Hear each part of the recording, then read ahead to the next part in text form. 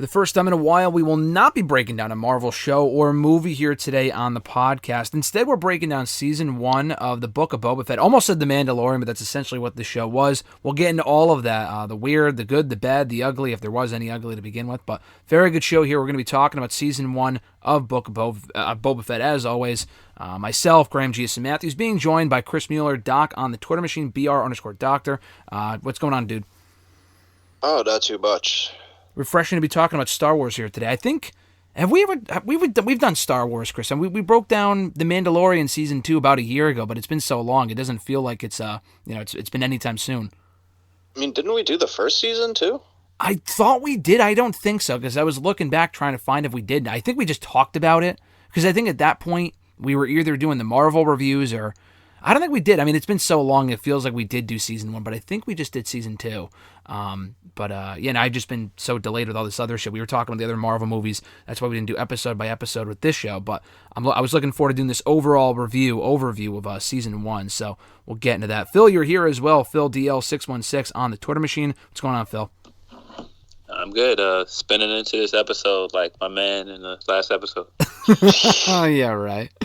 This show had a lot of people talking. I mean, it was interesting seeing the week-by-week reactions. I don't remember. I know we spoke about this, not on air when we spoke about other stuff here on the show, but we spoke about, our overall thoughts on the show as it was kind of going on. I forget, but Phil, did you watch the show episode by episode, or did you wait until it was all over with season 1? I watched it episode by episode. And actually, no. Like, at first, I watched maybe, like, the first 4 episodes, and then I started watching it as they aired. Okay. Yeah, that's what I thought. I thought we were all caught up for the most part. That's why I wasn't sure when I DM'd you yesterday if you had seen the whole show, because I forget who's seen it and who hasn't. Chris, obviously you were watching it week by week. I know we were discussing it for a while. Talk a little bit about that, and just before we get into the nitty-gritty of the show, your overall thoughts on Season 1 of Book of Boba Fett. This is a weird show, man. I'm not 100% sure how I feel about it. Like, I think I liked every episode on its own in a vacuum, but I don't necessarily think it worked as a season. Like, I don't know. It's hard to explain, but I don't know. I almost feel like maybe they didn't quite stick the landing with this one, or I guess you had to go into this knowing, like, this is a stop on the way to Mandalorian Season 3 and all this other stuff they have planned with Ahsoka and whatever. Like, it was never designed to be its own grand story. I think it's sort of like a side quest to the main game kind of situation. But yeah, I like a lot of things about the show. I'm not 100% sure if it's a great season as opposed to being a series of just good episodes. They throw a lot at you over the course of 6 episodes from, like, not really his backstory, but where he was from after the Sarlacc pit up until present day with a lot of the flashbacks. You have the Tusken Raider stuff for a while, and then they bring in Mando, and we have that whole thing for the last few episodes of the show. Is it more appropriate to call this season 2.5 of The Mandalorian, and is that necessarily a bad thing? I mean, I know a lot of people were asking, again, there's a lot of questions to be asked through that we'll get into, like, what is actually the Book of Boba Fett? Was there actually a book? Because I know they kind of had that written thing at the end of the very last episode that we'll get into, but it wasn't exactly a Book of Boba Fett. There were just a lot of different chapters going from one thing to the other. There was one episode that didn't have Boba in it at all, with when they first introduced Mando in episode 4 or 5 or whatever it was, or brought him back rather. So is it appropriate to say that this was season 2.5 of Mandalorian? And again, is that a good or bad thing? I don't think that's a bad thing, and I do think that's a pretty accurate way to put it. I wish that that's more of how they would have actually positioned it. Like, they should have called this The Mandalorian, The Book of Boba Fett. Mm-hmm. And then it should have been a little more spaced out. Like, it was super weird to have 4 or 5 episodes in a row of all Boba Fett, all Fennec, and then all of a sudden it's like 1.9 episodes are devoted to the Mandalorian out of nowhere. Like, that second episode with Mando, Boba Fett's only in that for like a minute. Yeah. So it really kind of took me out, even though I loved both those episodes. I just think maybe had the season spent equal time, like Boba Fett gets 25 minutes of an episode, Mando gets 25 minutes of an episode, and they kind of cut back and forth between what they're doing separately before their paths cross again. Then it would have made a little more sense as being like a complement to the other Mandalorian things, but they sort of positioned this as its own show about this beloved character who never got his due in the movies. And I almost feel like that's appropriate to Boba Fett, because like everybody loves Boba Fett because he looks cool, but he was a terrible character in the movies. he does almost nothing and dies very unceremoniously. And I almost feel like his season falling short of expectations is like almost perfectly appropriate to the character. I mean, not to mention too, he was introduced in one of the worst Star Wars properties ever, Chris. Oh, that was another thing. I was going to say, when we were talking about Star Wars, we broke down season 2 of The Mandalorian, but we also did the holiday special about a year ago as well, and that's where he was introduced. Yeah, at least he was introduced in the best part of the holiday special, which was that cartoon segment. Yeah. But yeah, I don't know. It is weird. Yeah, no, I think it is fitting in a way. I don't know. Just going into the show, we didn't know a lot about it, and I don't know if that was done intentionally, because obviously they wanted the bigger surprise with Mando showing up and, all the other surprises we got in those final few episodes. But, I mean, there's been other shows we've been watching and reviewing here for the last year, like WandaVision going into it. We didn't really know a whole lot of what it would be about going in, and it ended up being a great show. Not that I thought this was a very enjoyable show. Was the best show I've seen in a while? I don't know. It was all over the place. It wasn't exactly what I envisioned, but I still ended up liking it overall. What about you, Phil? Your overall thoughts on the show, and did you feel, I don't know what the right word would be, but cheated out of a Boba Fett story, maybe, kind of going off of what Chris just talked about, and that they were presenting this as almost a solo story for Boba, and it was for the first 3 episodes. They went back and forth with the flashbacks, and I liked the character development with the Tusken Raiders. I thought that was great. But then when you throw in Mando and all these other sides, like Ahsoka randomly shows up, the whole Grogu thing, it kind of felt like the season finale was more about the reunion of Mando and Grogu than it ever was about Boba. So your thoughts on the overall show and how they kind of went about it? I think I enjoyed it for the most part. I enjoyed it for what it was. I don't think that this show was supposed to be just a Boba Fett show, and I think that's where some people may have gotten confused or disappointed. Mm-hmm. Like, I feel like this was about Boba Fett affects the Star Wars universe as a whole, because I feel like all of the stuff that they showed us was like, oh, this character ended up here because Boba Fett did this in this series, or Boba Fett did this in this movie, so this character is in this position. And I saw somebody do a really good rundown of why each character was used and what Boba Fett's effect on their life was. And I think that was a good take, but I think if you're going into this like looking for something as straightforward as The Mandalorian, you're probably going to get disappointed. Yeah, no, again, I don't know, just going into it, maybe it was just what I was expecting, kind of like what you said. I don't think that's what the show is supposed to be, is just solely about Boba. But you would think, I mean, just based off the title of Book of Boba Fett, I mean, that was another question I posed earlier. I'll start with you, Phil. Did we ever get the Book of Boba Fett? What was your interpretation of what they meant by the Book of Boba Fett? Was it like the written note that he wrote at the end of I saw a lot of people speculating that it was like the note that he wrote to his rivals. I'm forgetting the name here, at the very end of the season finale. What did you make of that, the whole Book of Boba Fett thing? I think his story is not just his story. I think his story is how,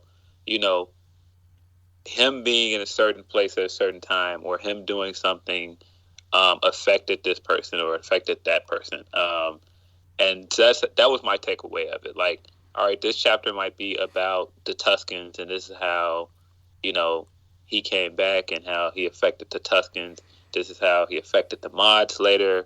And it's all supposed to come full circle at the end, because we get the Oliphant character coming back, and like he's in the back of the tank. So it's like, I don't know, like it feels like they're trying to bring everything, and tie it into this show and have everything that we've seen so far connect here.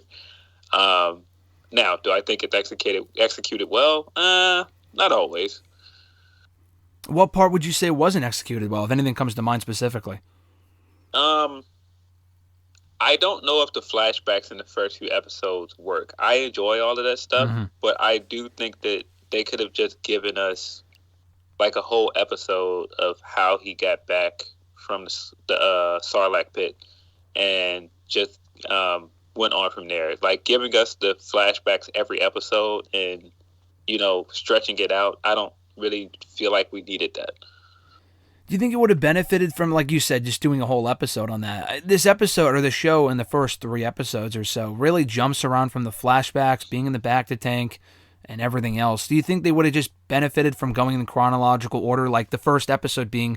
I mean, you kind of just mentioned this, but do you think they would have been better had they just shown him, like the first scene is him getting out of the Sarlacc pit, and then he's with the Tusken Raiders, and then he's with this. I feel like the way that they did it, although I liked all the Tusken Raiders stuff, I thought it made it a little bit more confusing as to what was happening when, with the way the show was formatted.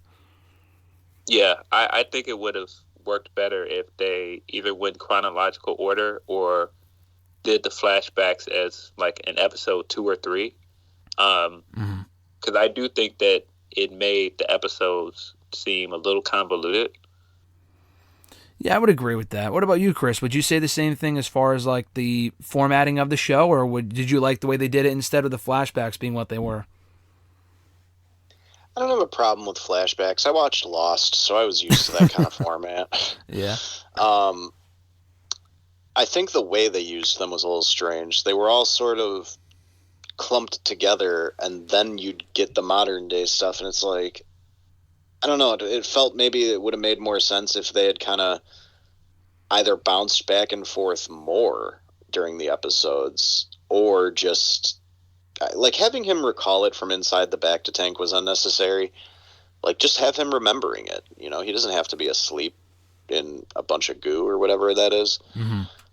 But yeah, it was fine. It definitely made it so each episode didn't have the exact same pace, and I think that may have hurt the show a little bit, because some episodes were definitely slower than others, which I don't mind, but I get why a lot of people don't like that, especially from a show like Star Wars, where the entire premise of the franchise is built around like big action set pieces. And I think there was one episode in this season where like there was not a single bit of action except for maybe one little thing in a flashback. And again, I don't have a problem with that, but it made the season feel a little uneven. So I think it would be smart if they do revisit the Boba Fett character in his own show again, to not do the flashback stuff, which at this point isn't necessary. Like, we know what he was doing during all that time now, so we don't really need to spend any more time in that period of his life. I just wish they would have been a little more clear on some of the time frames. Like, how long was he supposed to have been in the Sarlacc? I think that was established as that he was in there for maybe 5 or 6 years. The only reason why I know that, though, is from something I saw online. I don't think they say that in the actual show. Like, they never actually put a timestamp as to when the show takes place. Not even like a year. I know they have the whole ABY or whatever it is. They don't actually flash like 5 years later, right? Or am I missing something? Well, I think The Mandalorian starts about 5 or 6 years after Return of the Jedi. Okay. But at some point in that period is when he gets out of the Sarlacc, and then he spends a bunch of time with the Tuskens, but they don't tell us how much time he's with the Tuskens either. Like, yeah, that's what I was curious about. Was that 6 months or 3 years?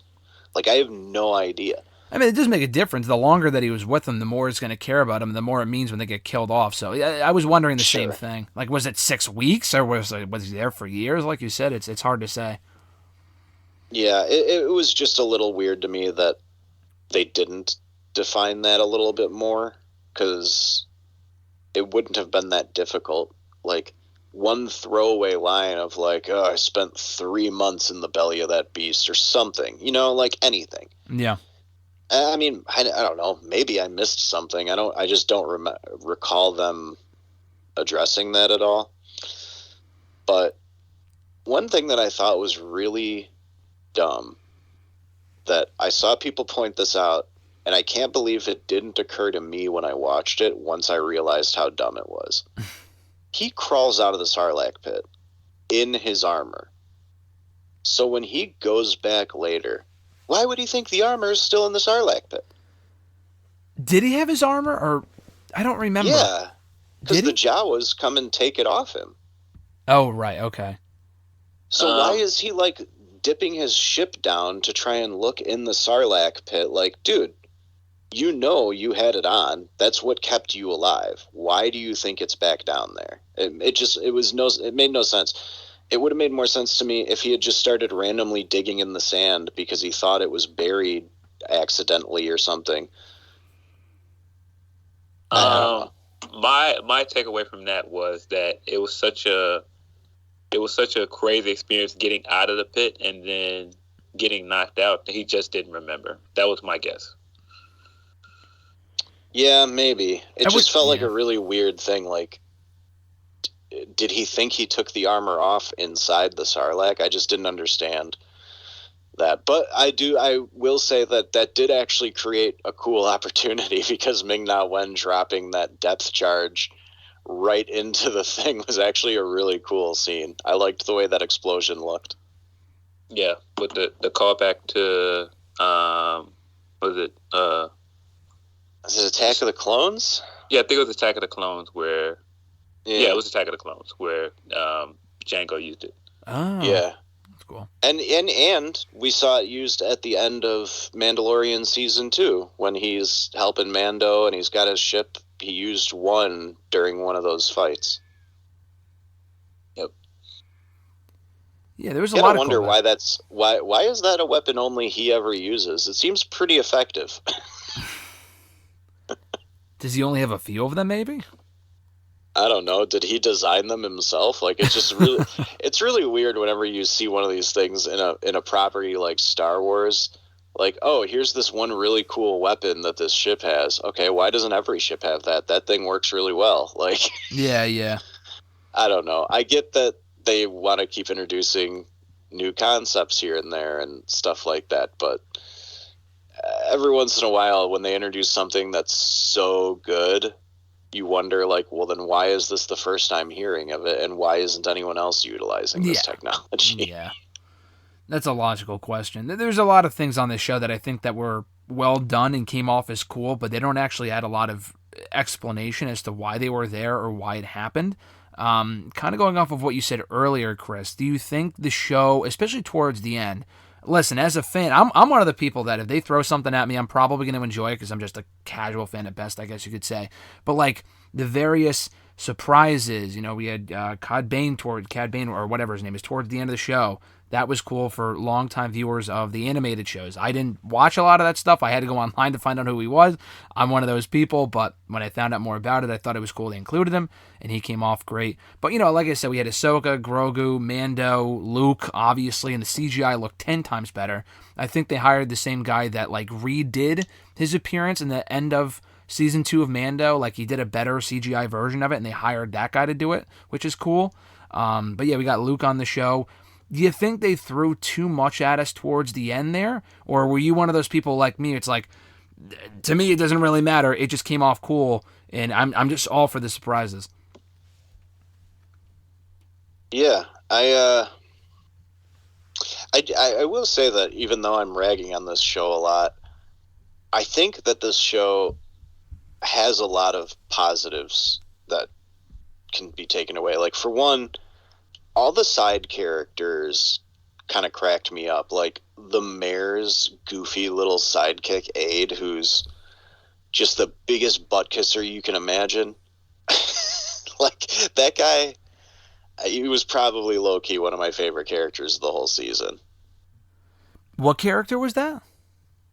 The mayor's assistant, guy with the twin tail head that Boba Fett, like, he was just such a little... He was great.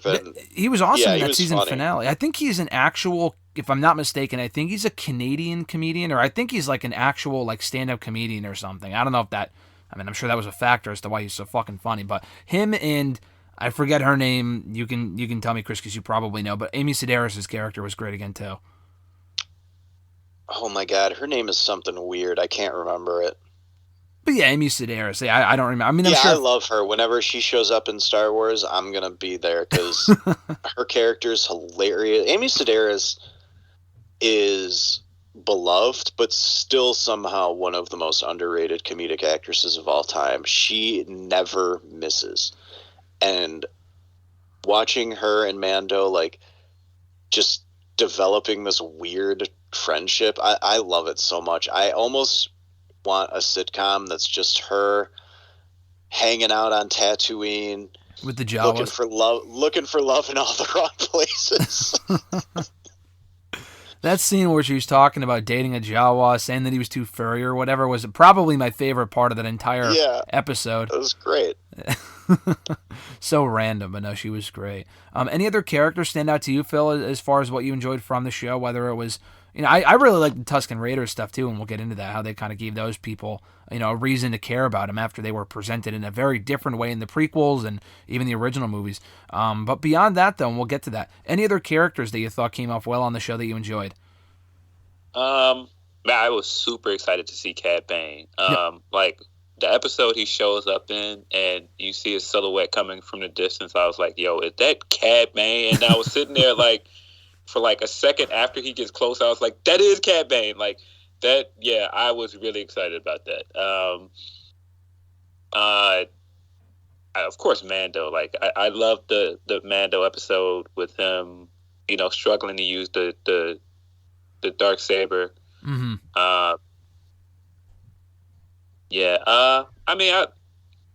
It it sounds funny, but I liked what they did with the mods. For some reason, I just liked their inclusion. With the who? With the mods, the biker gang. Oh, the Power Ranger people that people were calling. The Power Ranger people. I know that people were not feeling my man doing his spin, but I thought that was hilarious. That got a lot of people talking online. Listen, I didn't really mind it. I mean, I could see why it would become a meme with the color-coded mods, like you said. I mean, I don't know. Maybe it's just because I'm easily satisfied, but that didn't really bother me. If anything, I thought that episode was fine. It wasn't one of my more favorite episodes from the season, but I thought it was fine. Did you not like that? I thought it was nice to see some color. I was going to say, did you like that, Chris? Did you like the mods on the show, or were you one of those people that was making fun of it? I actually thought it was fine. Like, that's an interesting concept to me that they haven't explored all that much. Like, we've seen Luke with one fake hand, and Darth Vader obviously has all his enhancements, but I kind of like that they went a little deeper into the concept of using droid parts to fix people. I think that's a cool thing that they could explore further. Like, Fennec has that whole thing in her stomach now, and we're going to obviously see Timothy Oliphant with some kind of cyborg parts or something, because they showed him in the back to tank at the end. Yep. So Cad Bane obviously didn't kill him. Going back to Cad. Oh, sorry. Go ahead, Phil. I think the interesting thing about the mods is that this is kind of the second time I've seen them take culture from Earth and use it in Star Wars mythos, which is kind of weird. Because the whole thing that they're riffing off of is mod culture from Britain. Mm-hmm. Yeah, the 1960s. Right, so I was like, that it's so weird that they put that in there, and then every time they're on screen, they do kind of this techno electric music. Like, they did it a few times when Thundercat was on screen as well, and I was like, how does this fit in Star Wars? It was just such a weird addition to the show, but I liked it. You know what it was? They felt like characters that would have belonged right in any of the prequel movies. They did. I could see that. And I think being so colorful with their attire and their bikes against the sand brown everything on Tatooine was a little bit of a juxtaposition that shocked people, but I enjoyed it. The thing that I thought was funny though is the spin move you mentioned, Phil. When you realize Robert Rodriguez directed this, it makes perfect sense, because that is a desperado move. how many times in Desperado does Antonio Banderas spin around and shoot somebody? It's like 100 times. Like, that's a staple of his action movies. So it makes perfect sense that they would throw in a goofy little spin into a shot like that. I loved it. I actually thought that was cool. Yeah. Yeah. There were definitely people online that hated that. Like, was it my man Ed Boon from Midway Games? He wasn't feeling it. I mean, I get it, though. It's, like I said, they feel like prequel characters, and that's why I think it fits perfectly to say that, because the prequels are so controversial, too. Yeah. I just thought it was funny that people were like, "Oh, this is just way too goofy for my Star Wars," and I'm just like, "Yes, this show about space bounty hunters and like space wizards, like, okay." Yeah, no, I thought what they went for was cool. But Chris, I know you were going to mention it before, but your thoughts on Cad Bane? So, so I'm one of the few people who's like actually seen most of the cartoon stuff. Mm-hmm. So I knew who Cad Bane was, and I was excited to know that all that stuff was like still canon with him kind of training Boba Fett at some point in his life. But they did not use the character the way that they should have for people who did not know who he was. Like, he shows up out of nowhere. Yeah, he's mysterious and cool. And then in the last episode, he's suddenly like the big bad for Boba Fett to defeat. Yeah. And it felt a little too sudden to jump to him being like the biggest challenge for him to overcome after just showing up in the last episode. He should have been teased throughout the season. Like, we should have seen a post-credit scene at the end of the first episode that just shows like his feet walking into frame or something. And then there should have been a little thing with like, oh, that hat on the ground where the Tusken Raiders were slayed, it kind of looks like Cad Bane's hat. Or, like, they should have given people more signs and more like direct references that this character is coming and that's the guy that Boba Fett's going to have to overcome. And it just felt really like thrown in at the last minute. And it almost makes me wonder if something happened halfway through production where they decided like, we got to change directions. We're going to do this now. Yeah, that's what I was wondering too. Yeah. Yeah, I don't think that people, it's not just that people that didn't watch Clone Wars or any of the other animated stuff might not know who Cad Bane is. But they also introduce like concepts here and stories that aren't even in the animated movies, and it's like one of those things where you'd have to know about like the making of the Clone Wars. Like, they pretty directly tied into this storyline that got scrapped from Clone Wars, where Cad was the guy that trained Boba Fett, and that wasn't used for the show. So if you didn't know that, you wouldn't realize what they were talking about in the last episode. Their whole exchange is basically that was their relationship. And even when Cad Bane gets shot and his hat comes off, the plate on the top of his head is because that's from their last exchange. They had a standoff and they shot each other, and that's supposed to be the story of how Boba Fett got the dent in his helmet. Yeah. And I don't know if they're not saying that anymore. Like, he still has the dent. They just didn't really outright acknowledge where it came from in this episode. But that's sort of interesting because that's Beskar. That's supposed to be like almost impenetrable. So like, what is Cad Bane's blaster made out of that's allowing him to do that? Like, that's something I think that they could have gone a little deeper into. Like, maybe he has some special blaster that utilizes a Kyber crystal or in some way, or something that just makes him a little more dangerous, Yeah, I was curious as to why they didn't go into the backstory more between the two, because, as you guys mentioned, for someone like me that hasn't seen any of the animated stuff at all, I know some stuff here and there, and I had read up on it and watched some stuff after he had popped up on the show. You mentioned it before, Chris, that you think they could have hinted at it and dropped some clues. Do you think they could have done more to really introduce people to who Cad Bane was? I mean, I thought the scene in which he showed up in was awesome. So having not seen anything or known anything about him prior to that scene, I mean, it mattered, but at the same time, I was impressed with what I saw, so I didn't really bother me that much. But like I can't even say that they could show like a flashback in the season, like in the season finale like recap, which they do before every episode. It's not like in which you can go back and show clips of the two interacting because it was an animated show. So I don't know if they want to do that. Do you think they could have done more to really introduce people to who Cad Bane was, or do you think that it was logical for them to just assume that people already knew who he was going into the show? They needed to do more, I think. I think they were hoping that the social media reaction to him would carry it through, but I do, because I know people, like my friend Mike and I talked about this actually. Like, he didn't watch any of the cartoons, so he called me after that episode and was like, who is that guy? Mm-hmm.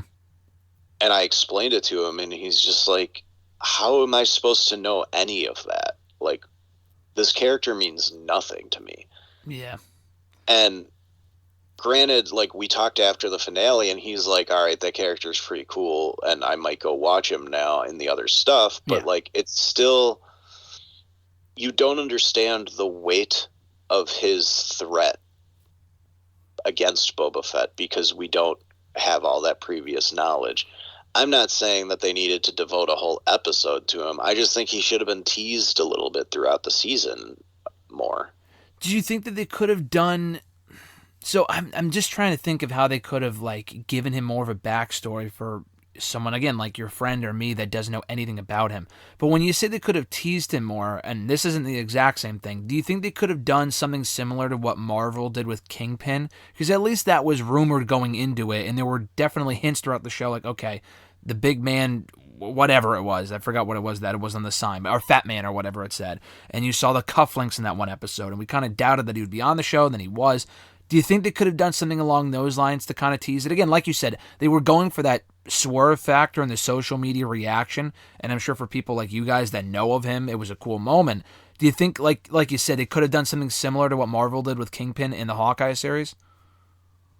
Yeah, or even better, in my opinion, would be what they did with Thanos. Oh, like, with like the post-credit scenes and stuff, yeah. Yeah, we see Thanos like 2 times in little tiny scenes, and then he's kind of in Guardians, but he's a very minor character. And then when he shows up, we get already why he's a huge threat. Like, they did a little bit of legwork to establish why he's so dangerous, and I think that would have been super easy to do with Cad. But again, I almost feel like something must have happened halfway through production where they're like, this isn't working out. We need to throw 2 episodes of The Mandalorian into the middle of this, and then we need to add a really popular Clone Wars character.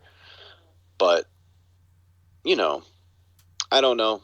Maybe someday we'll get a story about that from, Tamora Morrison or whoever. But I just hope that Star Wars or Marvel, Disney, whoever, doesn't take the mixed reaction to this as a sign that we don't want these characters still, because I love Ming-Na Wen as Fennec Shand. I think she's a great character. They used her a little bit in that Bad Batch cartoon that came out last year. Oh, cool. So I'd love to see her continue to pop up in places. I'd love to see Boba Fett continue to be used, because Tamora Morrison is not only enjoyable in the role, but he clearly got himself into much better shape to do this. Mm-hmm. So it'd be a shame if he put in all that work and then this was the last we saw of him. And I don't think it will be. I think the ultimate plan, they may have even outright stated this at some point, but I believe the ultimate plan is for like Boba Fett, Ahsoka, The Mandalorian, and that other show that nobody really knows what it's about, Rangers of the New Republic, which now a lot of people think might be Timothy Olyphant. Oh, like a show about his character. Yeah. Like, will all sort of lead to one big event series, sort of similar to what Netflix did with all their Marvel stuff going to the Defenders. Yeah. I think they may have explicitly said this at some point, but yeah, it sounds familiar, but I might be thinking of the Marvel stuff. At some point, we got to talk about the Ahsoka Luke stuff. Let's talk about it. I mean, we'll get into that in a second, because I want to go off of what you just said as far as what the future holds for the show. I mean, do you think we would get a second season of this, or do you think it's more likely that they would just hold off until that big team up thing, which I think is inevitable?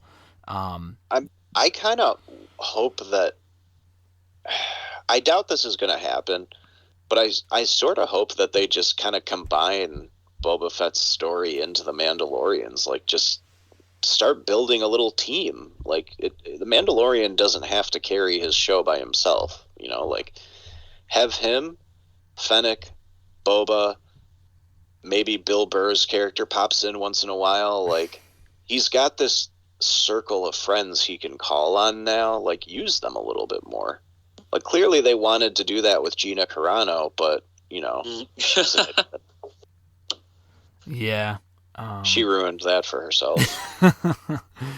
Yeah. And honestly, I wouldn't be surprised if she showed back up at some point, because what happened with her was not a big deal compared to what happened with a lot of celebrities during that time. So, like, that may all just blow over, and at some point we may see Cara Dune pop back up again. You think so? Do you think it's one of those James Gunn thing where it's like it blows over? I mean, in that case, I was fine with it because it wasn't what she had done or said. Yeah, because she wasn't, like, let's be honest, what she said wasn't actually as bad as what Letitia Wright was putting out there. And Letitia Wright's still in Black Panther too, so did she it say is what it is. What did she say? She just was... Gina Carano posted some stuff that got labeled as anti-vax, which it was, but it also wasn't, because, like, she was basically just kind of putting things out there in kind of a questioning way. She wasn't saying, like, don't get the vaccine, it's going to kill you with 5G waves, and it's going to make you, you know, whatever. She wasn't going off the deep end, but after she got let go, she said a bunch of dumb stuff afterwards, like, I'm being censored and blah, blah, blah. Like, she really got on her soapbox. Didn't she? But wasn't the thing that really got her in trouble the stuff that was considered anti-Semitic? Oh, that's right. Yeah, she compared being a Republican to being... Was it a Jew in Nazi Germany or something like that? Yeah, it was something. It was like a bad comparison like that, Yeah. and it looked really bad. Wasn't it too, Chris? I think we had discussed this at the time, but wasn't there like anti-trans stuff in there as well? Yeah, I do think she's... That's a lot of shit. I mean, apparently that's an MMA thing, because Ronda Rousey has that rep too. Does she? Has that come out with the anti-trans thing? Oh, there is a long interview you can watch where she talks about how, specifically in MMA, really, she's like, I don't want to fight somebody that was born a man, and I don't think somebody who was born a man should want to fight somebody who was born a woman. Like, wow. She just was going off on all this different stuff about how hormones and muscles and all these different things work. So clearly she was coming from a place of just not being completely educated on some of that stuff. Sure. But again, it's the way she phrases it. Like, who was it? Stacey Dash from Clueless. Mm-hmm. She was like Cher's best friend. She gave some interviews with a bunch of anti-trans views that went viral a while back, and she has since apologized for it and tried to make amends and all this stuff, but, like, she went about it the complete wrong way. And it was in regards to the bathroom bill stuff, because one of the reporters asking her question was like, so what do you think trans people should do then? She's like, they can go in the bushes for all I care. Oh my God. Yeah. Whoa. That's like verbatim. That's what she said. It's messed up. Wow. And said that publicly. Oh yeah. Like, what a fucking this moron. was a sit down interview. It was Holy like a shit. 60 Minutes or CNN thing. It was like her and another woman alone in a room specifically talking about her anti-trans views. It was horrible. That's awful. But she also has recently started talking about how, like, she almost feels like she spent a few years being brainwashed. Like, she understands that a lot of things that she's said over the years are now, like, she understands that they're really horrible, and she feels like being a conservative screwed her up really bad, and she was just listening to all the wrong people, and they all got in her head. Mm-hmm.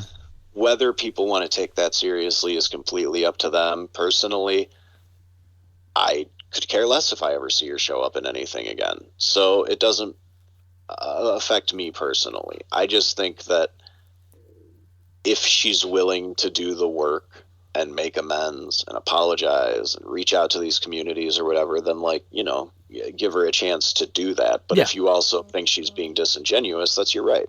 Yeah, no, for sure. I don't think the show needs her. I mean, has there even been a confirmation on a third season of Mandalorian? Because I felt like that's what this was. And honestly, like you said earlier, Chris, this probably should have just been the Mandalorian semicolon, the Book of Boba Fett, because we got all of those characters anyway. We got way more of Luke on the show than we did in the season finale, which was obviously done on purpose. Ahsoka as well played a pretty big role. So much better, didn't he? So much better. So much better. Like, the fact that they went out and actually hired that dude who made the really good deep fake with a much better looking Luke, like, that's awesome. That is amazing. Yeah, that really is crazy. And then to see it in action was really cool. What I was a little disappointed about was, I was wondering about it myself when I watched it. Like, why does Luke's voice sound a little weird? Like, I know Mark Hamill's older now, but you'd think they could just, like, digitally alter his voice a little bit. Apparently, they're using some kind of AI software to recreate his voice. Really? I did not know that. Yeah, and so that's why he sounds kind of monotone. Well, they did a pretty good job. I didn't even know that. Yeah, like, I don't know if they had Mark Hamill speak the words and then they used AI to do something with it, or if it's just straight up AI built off of previous clips of his voice, but that was the only thing that took me out a little bit. I was like, it looks really great, but it just doesn't sound quite right. Yeah. But yeah, all that stuff with Luke and Grogu and Ahsoka was such a weird, like, that was like a side quest to the side quest. Yeah. You know, like, and I don't know, Luke making Grogu choose, that felt like a dick move. I know, what was up with that? I know they were going for the cliffhanger at the end of that episode, and then obviously Grogu ended up choosing to see his father, but I had seen some people theorize that it kind of goes along with the whole... It's funny that you'd call him his father when he's probably literally older than the Mandalorian. Yeah, he's like, I'm not sure why I said that. Yeah. I saw people theorize that it kind of plays into the whole Anakin Padme being a Jedi thing, where they were just kind of telling Anakin in the prequels to, like, just dump her, like, don't even... They were giving him weird advice as to what to do, because he was worried about, like, oh, I have these visions of her dying and shit, and they were like, you know, just dump her, don't even deal with it, as opposed to, like, actually facing that emotion like a real human would do, and then working through it. They were just kind of, like, ignoring it. And I feel like Luke kind of carries those same beliefs and, like, you know, just completely ignore him and don't even acknowledge his existence. He can't even see him. Like, I know what they were saying, like, oh, if he sees him, it might hurt his progress. I don't know, maybe that's just his opinion. I would think it would help. I know I'm arguing about something fictional here, but I'm curious what your guys' thoughts on that whole thing were. I know you kind of mentioned it there, Chris, though. I mean, yeah, what do you think, Phil? Man, it's interesting because it kind of doesn't fit with what Luke's storyline was in the original trilogy, because his entire story arc was towards the end was that he was still, like, attached to his dad. And so it's like, kind of get rid of attachments thing. It's like, yeah, I know that's the Jedi way, but nobody follows that to a T. Like, and trying to stick that in here, I feel like it was just a way to get Grogu back with Mando. Yeah. But also, like, is that not part of what drives Anakin over the deep edge, is being told over and over, no, dude, you can't be with Padme. You're a Jedi. You're a monk. You're not supposed to have sex. Like, I think that's part of it, but I think it's also other things. Like, he just, like he was too old when he joined, and that's part of why the council didn't want him. Because, you know, if they brought him in younger, he might have been more equipped to deal with those things. And he just had a really messed up childhood, so he was just more prone to have attachment issues. And then like his master died like in the first. The guy that was going to train him died like in the first movie he was in with him. Yeah. Yeah. The whole attachment thing is weird. I don't know. It just seems like it set a weird precedent for him to make him choose. And then thankfully he made the right choice. But yeah, no, that was weird. It made for a good cliffhanger, but just the idea of it wasn't something that I don't think Luke would do. It was cool that we got to see a little sneak peek of the school that he would go for that obviously Kylo Ren would end up joining and destroying years later. And I like the flashback, too, of Grogu from the third movie where we kind of got to see forget Order 66 and how he was affected by that. But we don't actually see what happened, though. Do we... I know we kind of discussed this, Chris, I know when we broke down The Mandalorian Season 2, but someone clearly had to have saved him from there, right? Like, that was a loose end here that wasn't tied up, and I'm hoping they'll go back to it at some point. I'd love to know. I wonder if they even have decided on that yet. Like, do we use an established character, or do we use... Oh, man, you know what just occurred to me? So, okay. Samuel L. Jackson has said he wants to come back to Star Wars. Oh, wow. Okay, I didn't know that. He's also pointed out we have multiple instances of Jedi surviving long falls. So there's no reason to believe that his character couldn't have survived that fall. What if after he gets knocked out of the window, he like wraps up his arm and we see a flashback of him running to the Jedi Temple to try to warn people, and the only person he can get out of the fray is Grogu. So that would be an awesome way to bring back Samuel L. Jackson. That's what I was thinking. I'm not even going to lie to you because I had seen so many people theorizing that for this show, because they showed that Grogu flashback in episode 5 or whatever the penultimate episode was. Like, I think the leading belief, I think that's why there were some people that were so disappointed from that last episode, because they were expecting some sort of big swerve, even though we got that in the second to last episode of Cad Bane. Honestly, like, I wasn't disappointed when he didn't show up, but I genuinely believe there was a chance that Mace... It's funny you say that, because I was thinking the same thing, that Mace Windu would show up in this last episode, whether it be in the show itself or a post-credit scene, with him saving Grogu. That is a good question, though. That is a good theory as far as, like, they may not even know, but they have to explain it at some point. That's more like... Sense. That's more like me fanfic writing than theorizing. But it is possible, though. I mean, they brought back Cad Bane. It seemed like a lot of people thought that he would never be brought into live action. So, I mean, if he wants to do it, and the guy's older now, but it doesn't matter. I mean, the guy looks like he's 20 years younger than he actually is. I don't see why not. I mean, another thing, too, is that you think they could do that and incorporate Mace into whatever it is. I don't know if it's a second Book of Boba Fett or a Mandalorian show or whatever.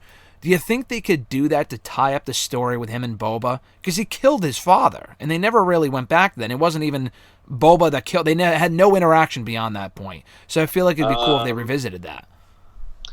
There's a storyline about that in the Clone Wars. Is there? Yeah. It's like 3 episodes of the show sort of focus on a young Boba Fett's trying to infiltrate the clone army after his father's been killed, because he obviously looks like all the clones, so he's able to kind of just blend in. Yeah.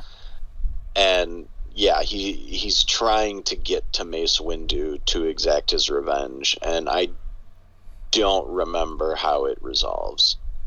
Well, it'd be cool if there was a payoff, because obviously neither of them died at that point, because Boba was still alive and Mace was killed later on. So I don't know. I think that'd be cool. I think what's his name? What's the main actor that plays Boba Fett? What's his name?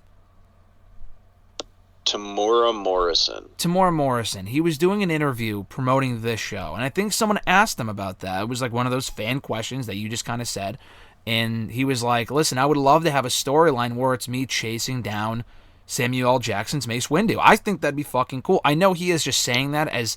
I don't know how much of the Star Wars stuff he's actually a fan of, or he's just there to play the role. I don't know. But it sounds like something, if you watch the clip, I saw it on Twitter, it seems like he's genuinely interested in that being something that he wants to see. And I think it'd be fucking cool. I don't know, again, how it would play out. I feel like the later we're going into this show, the less likely it's going to be that we see that. But I don't even know how old would even Mace Windu be at this point is the question. He'd be about 30 years older than he was when he died, because I believe... No, maybe about 25. So he dies in the third movie, and then there's about a 20-year gap between episode 3 and episode 4. All right. Yeah, Luke and Leia are supposed to be about 20 years old in those first movies. They never really establish it, but I believe that's sort of what they've stated.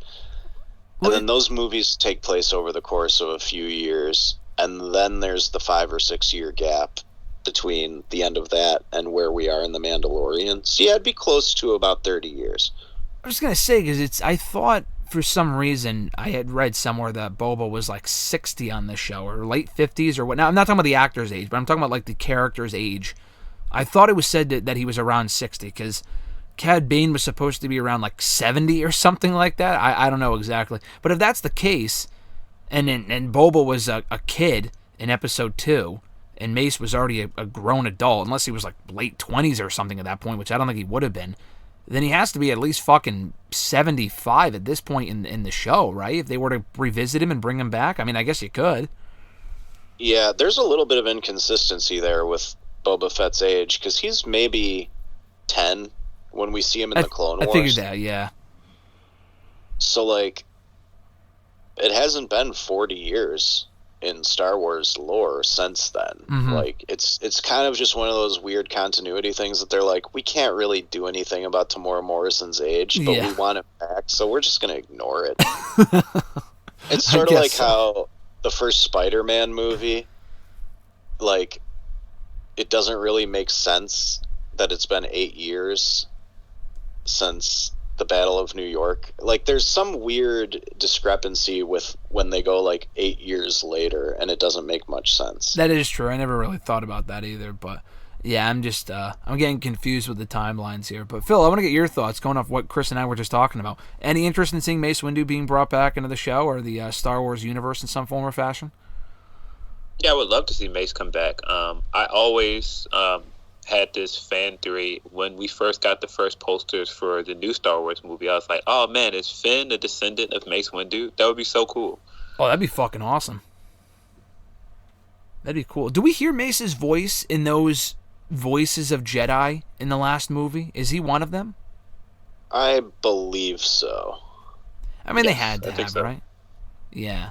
Because I know they use voices of Jedi from some of the animated shows. They brought in Freddie Prinze Jr. for that. For that's what I'm saying. Like, yeah. They had to have, yeah. Yeah, they had to have. I know this is a little off topic, but they've been revealing little casting things for this Ahsoka show. Yeah. And I think just recently they announced somebody for a Mary Elizabeth Winstead, who played... Wow. She was Black Canary in that Harley Quinn movie that they made. Yeah, I remember her from that movie. Oh, God, the Alien movie. It was a sequel, though. 10 Cloverfield Lane. That's how I remember her. Yeah. She's been around for a while. She was also in that Will Smith movie where he's fighting a younger clone of himself. Oh, the Genesis movie or whatever it was called? She was in Scott Pilgrim versus the World. Yes. Yeah. Yes. I know her from, she was in the Disney movie called Sky High like 20 years ago. That's how I know her. But yeah, she was Sky High. She was the villain. She's a good actress, actually. And I believe she'll be playing Hera, who was from Rebels. I think that's cool. Who they're probably going to have as her. They already cast somebody as the other Mandalorian girl. Why am I blanking on her name? Phil? Oh, are you talking about from that showed up in the second season? No. From Rebels, the main little girl on the ship. She's another Mandalorian. She has the colorful armor, and she had the Darksaber for a while before Bo-Katan. Oh, wow! I can't think of her name. I know what you're talking about. Like, God, it's. Why can I not think of it? I don't want to look it up because that'll I need to make sure my brain. Need to remember it. Sabine Wren. There you go, Sabine. Sabine Wren, is that who it is? Sabine I've heard the name. Wren. Spelled the same way as the bird, W-R-E-N. Oh, wow. And they already cast a young girl as her. So it seemed, and I believe there's rumors that the guy from Aladdin might be playing a grown-up Ezra. Which would be great casting, actually. Man, that'd be cool to see Ezra. Yeah. Well, I think we're getting Ezra, because I'm pretty sure they've already announced Thrawn has been cast, too. Yeah, I mean, I was pretty sure they were going to use Thrawn. Yeah, especially after the whole thing with the Magistrate. In the last season of The Mandalorian, like, they literally name-dropped him when Ahsoka's like, where's Grand Admiral Thrawn? I was going to say, that name sounds familiar, yeah. So I think her season is going to be her reuniting with the remains of the crew from Rebels to go look for both Thrawn to take him out and Ezra to bring him back. Oh, that'd be cool. There's a lot of ways they can go with it. For the Ahsoka show, I love Rosario Dawson in everything. Like, she's one of my favorite actresses, and seeing her in this show made me so happy, even though it was just like a quick little part. I was just like, yes, give me more of her as Ahsoka, please. Yeah, right. I'm looking forward to that. I don't know when that's coming out. It has to be this year, right? Like later on in the year? Because I know we're getting the Kenobi show on May 25th or whatever it is. Like the 45-year exactly anniversary of the first Star Wars film. They still have to release this Andor show, too, about Cassian Andor from Rogue One. Like, that's been filmed. Oh, really? Is that a live-action show or is that animated? That's live action. Oh, wow. Yeah. Luna did a bunch of interviews from the set. Like, it's if I'm not mistaken, it's, like, done. They just need to release it. But it seems like they have all these other plans, so that might come after Obi-Wan, and then... Because it's so weird. Like, Obi-Wan was made after that. Yeah, so it is weird, yeah. I don't know why they haven't given it to us yet. Maybe they have a specific idea of where it'll fit in the timeline, and they don't want to ruin a different show's storyline because of it or something. I don't know. Yeah. But I could care less about that show. Like the Andor show? Yeah, like, he's not a character that I need any more information on. No. I'd almost be more interested to watch an origin story about Alan Tudyk's droid character. Oh, KS1 or whatever. What droid is that? Alan, the one from Rogue One. Oh, right. Yes. He's like a total smartass. Yeah. And he's hilarious. And I'd rather watch a show about him than Andor, to be totally honest with you. I gotta go back and watch that movie. It's been like a good 5 years since I've last seen it. I know it's on Disney Plus, right? Rogue One is a great movie. It really is.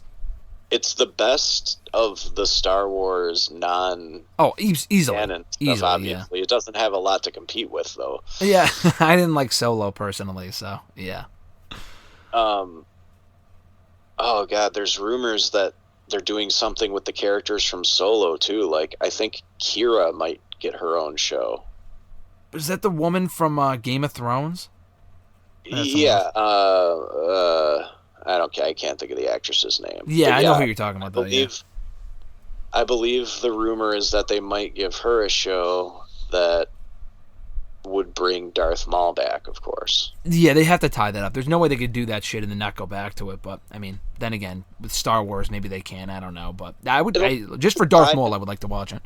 I'd imagine it would somehow tie into the Obi-Wan show a little bit, because Darth Maul is supposed to be in that, too, I believe. I didn't know that. Well, that's pretty cool. If so. Really? I thought I read a rumor. That might be unsubstantiated. I'm not sure. Obi's just going to be like, man, how many times do I have to kill this guy? Why won't he go away? I know, because they fight in Rebels. Yeah, or Clone Wars. I forget which one. But, like... Isn't he the one that kills him? Yeah, that's where we straight up see the end of him. Yeah. Like, I don't know. But, that's funny. Yeah, Darth Maul's another character. It's like, they obviously want to build his backstory out, but he's dead. Move on.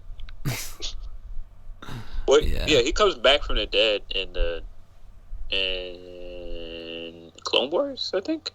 Yeah, he has robot legs, and he's in Rebels too. Yep, he's in a lot of shit. Yeah, and Rogue One as well. So yeah, I'm looking forward to that show. We got a good 3 months actually, I think, from when we're recording right now until that comes out, and it's cool to see Star Wars stuff. And we talk a lot about Marvel, and I'm looking forward to breaking down Moon Knight. And next week we'll probably talk about Peacemaker, which was a great show. Looking forward to talking about that. But, I'm looking forward to more Star Wars stuff after kind of a break in 2021 after Mandalorian in 2020, all the other movies a couple of years ago. No movies on the horizon, but it is cool. We're finally getting some Star Wars. I mean, I know The Bad Batch came out last year, but this seemed like it was a lot bigger than that, which is cool. But looking forward to talking about the Kenobi show, and that comes out in a couple months. Before then, like I said, Peacemaker, probably next week. We haven't really discussed that officially yet, so we'll talk about that next week here on the Next Panel podcast. Looking forward to that. Chris, you're in the Twitter machine at BR_Doctor. Phil, you're on Twitter, PhilDL616. Thanks, guys, for the time as always. Look forward to talking next week about Peacemaker. Thanks.